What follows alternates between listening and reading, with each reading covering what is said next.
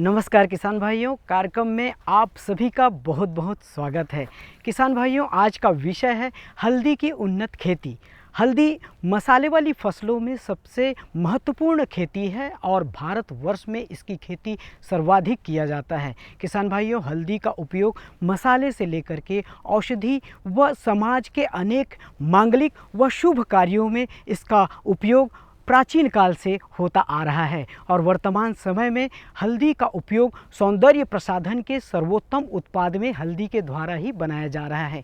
किसान भाइयों, हल्दी के गुणों का जितना ही बखान किया जाए उतना ही कम है और ऐसे ही गुणों से परिपूर्ण हल्दी की खेती छत्तीसगढ़ के किसान भाई आधुनिक एवं वैज्ञानिक तरीके को अपना करके कम संसाधन व कम लागत में भरपूर पैदावार लेते हुए खुशहाल जीवन जी रहे हैं। तो किसान भाइयों, हल्दी की खेती हमें उन्नत तरीके से किस प्रकार से की जानी चाहिए, आइए देखते हैं और विस्तृत जानकारी लेते हैं। छत्तीसगढ़ राज्य में हल्दी की अच्छी संभावनाएं हैं। अच्छे जल निकास वाली उपजाऊ मटियार दोमट या बलुई दोमट भूमि में हल्दी की सफल खेती की जा सकती है। भरपूर बढ़वार और उम्दा उत्पादन के लिए हल्दी उर्वर भूमि चाहता है। हल्दी की सफल खेती के लिए बुआई और उगने के समय कम वर्षा और पौधों की बढ़वार के समय अधिक वर्षा, फसल पकने से 1 माह पहले सूखा वातावरण हो तो ऐसे वातावरण को हम हल्दी के लिए आदर्श वातावरण कह सकते हैं। हल्दी को अधिकतर छाया देने वाले फसलों के साथ बोया जाता है। हल्दी गर्म तर जलवायु का पौधा है, लेकिन समुद्र तल से लगभग 1500 मीटर ऊंचाई तक के स्थानों में भी इसे सफलतापूर्वक उगाया जा सकता है।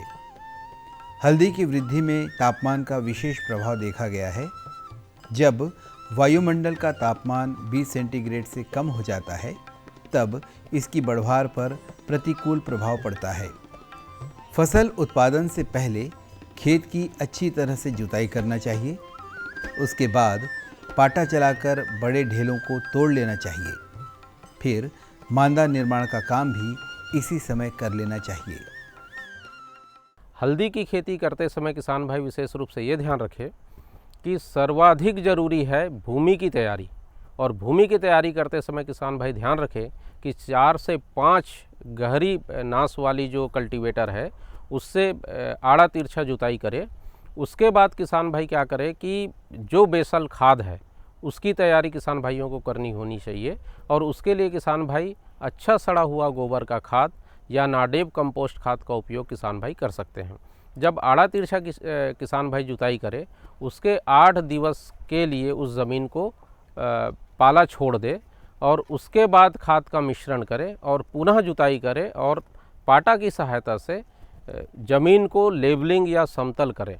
उसके बाद ही किसान भाई इसमें रिज एंड फरो बना सकते हैं। नहीं तो समतल विधि से जब किसान भाई हल्दी लगाएं तो समतल करके छोड़ दे और समतल करके छोड़ने के बाद हल्दी का रोपण किसान भाई करना सुनिश्चित करें। किसान भाइयों, हल्दी की खेती में सिंचाई व जल प्रबंधन का बड़ा ही महत्व है।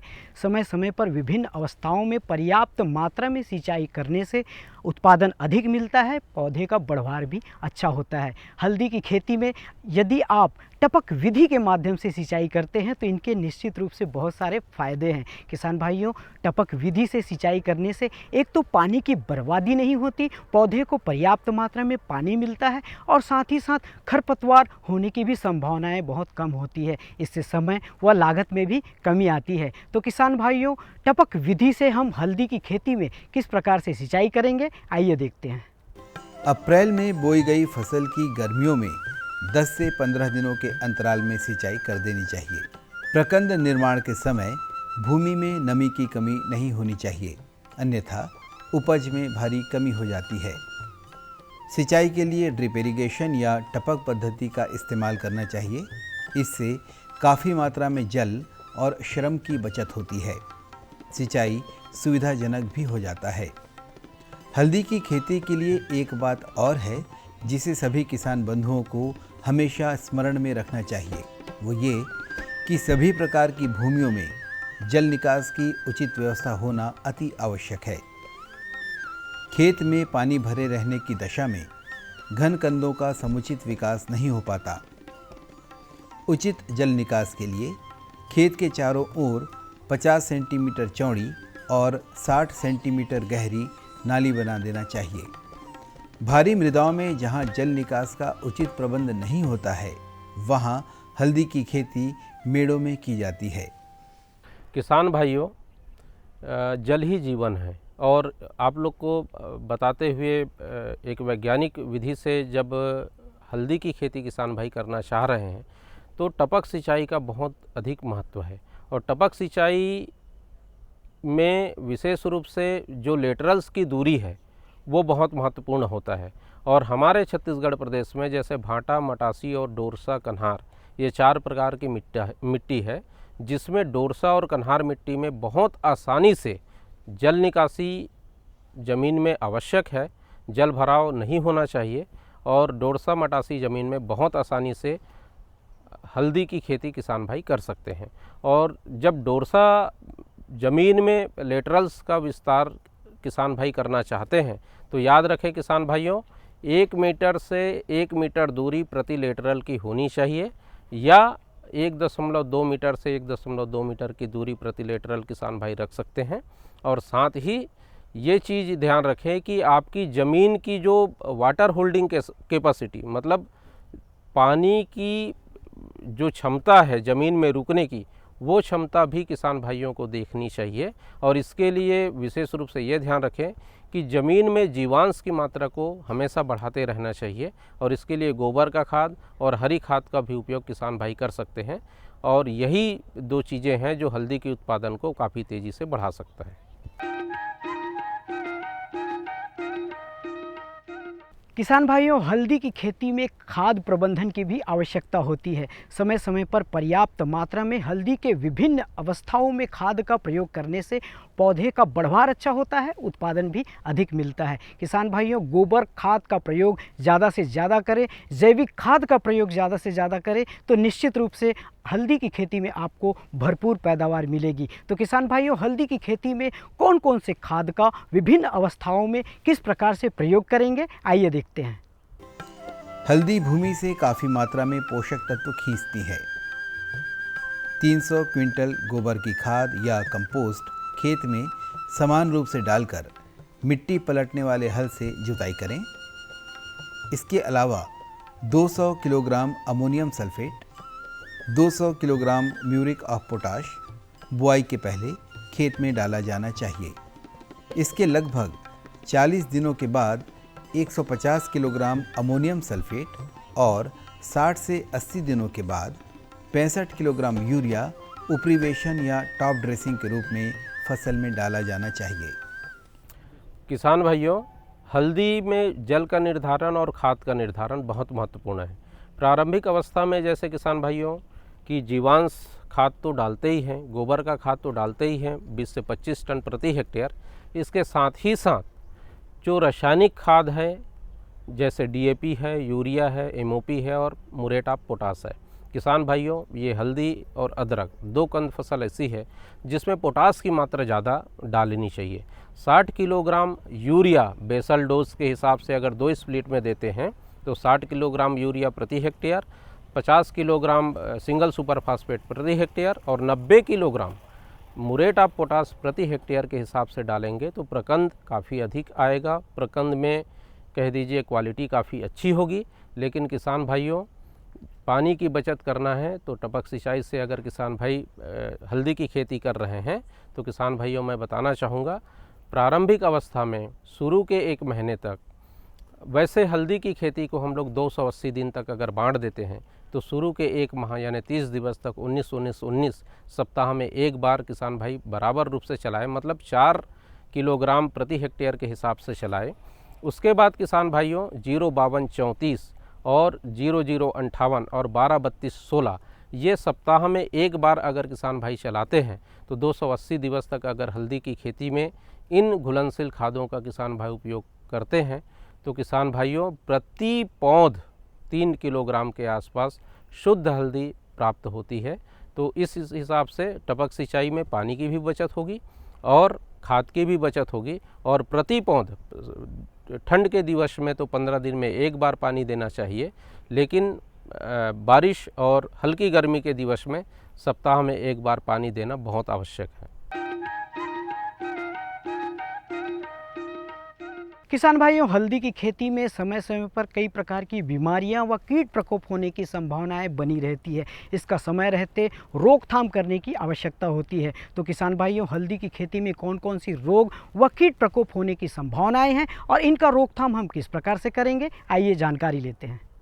हल्दी के तनों में छिद्र करने वाली सुंडियां, जिसे कि डाइकोक्रोसिस पैक्टिफेरालियस कहा जाता है, इससे पौधों को अत्यंत हानि होती है। इस कीट से रोकथाम के लिए कीट ग्रसित तनों को काटकर नष्ट कर देना चाहिए। थ्रिप्स नामक कीट पत्तियों और अन्य मुलायम भागों का रस चूसते हैं। इस कीट से रोकथाम के लिए 0.03% एल्ड्रिन 20 EC का छिड़काव 4 बार 1-1 सप्ताह के अंतर पर किया जाना चाहिए। पीथियम एफेनिडर्मेट्स नामक फफूंदी के कारण होने वाले रोग हैं प्रकंद और जड़ विगलन। इस रोग से बचाव के लिए भूमि में चेटनस्ट कंपाउंड के 0.6% के घोल को आधा लीटर प्रति पौधे की दर से देते हैं, या बीज प्रकंद को 0.25% सांद्रता को घुलनशील सेरेसन में बुआई के पहले 30 मिनट तक या 0.3% वीटीग्रास में 1 घंटे तक उपचारित किया जाता है। फफूंद रोधी है, जीवाणु रोधी है। बावजूद इसके हल्दी में 2 प्रकार के रोग बहुत अधिक मात्रा में लगता है। एक जिसको हम लोग कहते हैं राइजोम राट और दूसरा जिसको कहते हैं लीफ स्पॉट या सॉफ्ट राट। ये बहुत महत्वपूर्ण फफूंद जनित रोग है और इस रोग के नियंत्रण के लिए किसान भाई डाइमेथोएट 0.5 ग्राम या फास्फोमिडान 1 ग्राम प्रति लीटर के हिसाब से अगर किसान भाई स्प्रेयर में छिड़काव करते हैं तो इन दोनों बीमारियों से बहुत आसानी से हल्दी को बचा सकते हैं। खास करके विशेष रूप से ये ध्यान रखें किसान भाइयों कि प्रारंभिक अवस्था में जब 45 दिन की अवस्था में हल्दी आ जाए उस समय विशेष रूप से डाइमेथोएट या फास्फोमिडान का ड्रेंचिंग भी कर सकते हैं किसान भाइयों। कहने का तात्पर्य ये है कि रेत उपयोग कर ले, 1 किलो के आसपास रेत ले ले और उसमें 1 ग्राम फास्फोमिडान मिला ले और पौध के आसपास हल्का छिड़काव भी करते हैं तो चूँकि वो ज़मीन में चला जाता है और प्रकंद को भी स्वस्थ रखता है और पौध की जो कैनोपी है या हरापन है उसको भी मेंटेन करके रखता है। तो इन 2 तरीक़ों से रोग नियंत्रण किसान भाई बहुत आसानी से कर सकते हैं। बात आती है किस्मों की। छत्तीसगढ़ प्रदेश के लिए अनुशंसित जो किस्म है वो रोमा बहुत अच्छी किस्म है, सुरोमा एक बहुत अच्छी किस्म है और इसके साथ साथ 3 किस्में पीताम्बरा, कस्तूरी और सोनाली, ये 3 किस्में भी हमारे प्रदेश में बहुत आसानी से लगाए जाते हैं और लगा रहे हैं किसान भाइयों। तो इन 5 किस्मों को भी किसान भाई उपयोग में ला सकते हैं और हल्दी की खेती कर सकते हैं। हल्दी के पौधे में ट्रेफिना मैकुलेंस और कोलिटोट्रिकम कैप्सिकाई नामक फफूंदियों से पत्तियों में धब्बे दिखाई देने लगते हैं। इसके उपचार के लिए 5:5:50 में बोर्डो मिश्रण का छिड़काव किया जाना चाहिए। हल्दी की फसल को नुकसान पहुंचाने वाला एक और रोग है पर्णचित्ती रोग। इससे रोकथाम के लिए 1% बोर्डो घोल या 2% ब्लाइटॉक्स घोल का छिड़काव करना अनुशंसित है। हल्दी की अच्छी फसल लेने वाले किसान भाइयों को इस दिशा में चौकन्ना होकर रहना पड़ेगा कि इसमें लगने वाले कीट और रोग आखिर कौन कौन से हुआ करते हैं और उनसे हमारे पौधे और प्रक्षेत्रों का बचाव कैसे किया जाना चाहिए। किसान भाइयों, रोपनी के समय उन कंदों का या प्रकंदों का जिसको हम लोग वैज्ञानिक भाषा में राइजोम कहते हैं उसका चयन करें जिसमें 3 कम से कम स्पर हो या गांठें हो और उसी से इस तरीके से प्रकंद विकसित होता है। और इसी प्रकंद का चयन करते समय किसान भाइयों को एक चीज़ और ध्यान देना होगा कि कम से कम आधे घंटे डाइमेथोएट नाम के दवा से या फफूंदनाशक डाइथेनेम 45 या बाविस्टिन नाम के दवा से प्रकंद को उपचारित करें और उपचारित करने के बाद ही प्रकंद का रोपण किसान भाइयों को करना चाहिए। हल्दी की अच्छी पैदावार देने वाले सभी किस्मों को 3 मुख्य भागों में बांटा जा सकता है। पहला है अल्पकालीन किस्म। ये किस्में 7 महीनों में तैयार हो जाती है। इसके अंतर्गत आते हैं अमलापुरम और द्रिंद्रोगैमे। 9 महीने में तैयार होने वाली हल्दी की किस्में कहलाती हैं दीर्घकालीन किस्में। इस वर्ग में आने वाली किस्में हैं आरमूर, टेकुरपैड, डुक्कीरेला और माइड्यूकर। 8 महीने में तैयार होने वाली हल्दी की किस्म कहलाती है मध्यकालीन किस्में। इस वर्ग से संबंध रखने वाली किस्में कहलाती हैं कर्नाटक में उगाई जाने वाली मुड़गा, बालगा, येलचागा आदि। महाराष्ट्र में उगाई जाने वाली मध्यकालीन हल्दी कहलाती है लौखेड़ी और सोनी। तमिलनाडु में उगाई जाने वाली हल्दी कहलाती है चिन्नानादन, पेरूनादन, मद्रास मंजल आदि। उड़ीसा में मध्यकालीन हल्दी गौतम के नाम से जाना जाता है। मध्य प्रदेश में हल्दी की इन्हीं किस्मों को बरुआ सागर के रूप में पहचाना जाता है। छत्तीसगढ़ राज्य में मध्यकालीन हल्दी ही चलन में है, जिसे आमतौर पर हल्दी या फिर सोना हल्दी के नाम से पुकारा जाता है। हल्दी की प्रसंस्करण हमारी जो आम जनता मतलब गांव के लोग जो करते हैं वो परंपरागत विधि से जो किया जाता है उसके बारे में पहले आपको मैं थोड़ा बता देना चाहता हूँ। परंपरागत विधि में हमारी जो हल्दी रहता है उसको लाके गांव में साफ़ किया जाता है पहले पानी में, और उसके बाद मातृकंद जो मेन कंद रहता है उसको बोलते हैं मातृकंद, और उसकी पुत्री कंद जो साइड में ब्रांचेस रहते हैं जिसको फिंगर हल्दी कहा जाता है। दोनों को अलग अलग भाग में डिवाइड करना है। उसके बाद ग्रेडिंग करते हैं अलग अलग साइज़ के हिसाब से, जो भी लंबाई है उसके हिसाब से अलग अलग रखा जाता है। और उसके पश्चात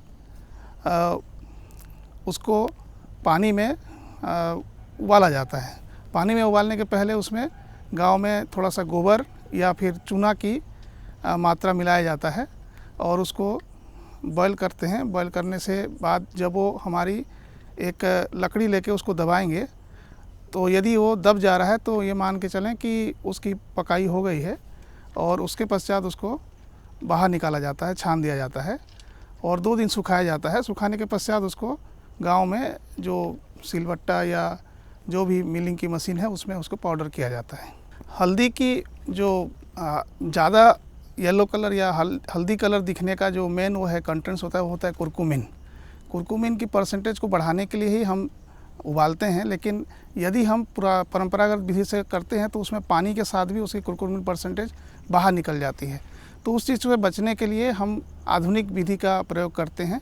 और आधुनिक विधि का प्रयोग करने से दूसरी फ़ायदा ये है कि पहले गोबर मिलाने से उसमें कंटामिनेशन यानी कि उसमें जो चीज़ें नहीं जाना चाहिए हमारे खाद्य पदार्थ है वो चीज़ें गोबर के रूप में हमारी शरीर में आती है, और इसीलिए हम आधुनिक विधि से इस चीज़ को कंट्रोल कर सकते हैं। छत्तीसगढ़ के किसानों का जिस तरह से हल्दी की ओर रुझान हुआ है, उसी तर्ज पर अपने माटी की तासीर पहचान कर देश भर में हल्दी की भरपूर फसल ली जा सकती है। किसान भाइयों, अब वक्त हो चला है गीत और संगीत का, तो आइए छत्तीसगढ़ी गीत और संगीत के माध्यम से मनोरंजन करते हैं।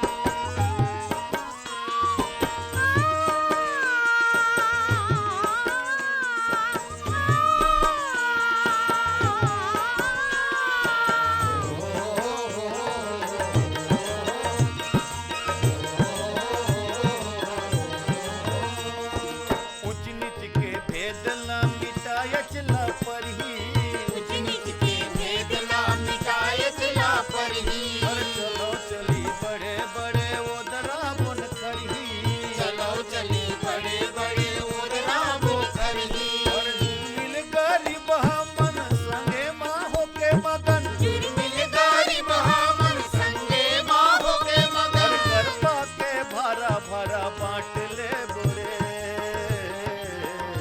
आज डिपरा लाखन के डबरा पाट दे गोरी आज डिपरा लाखन के डबरा पाट दे गोरी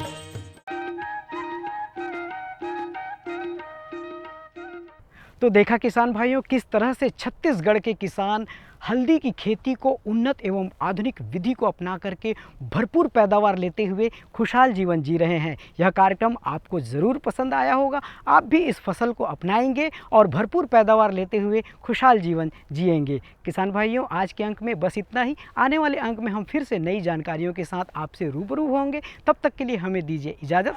नमस्कार।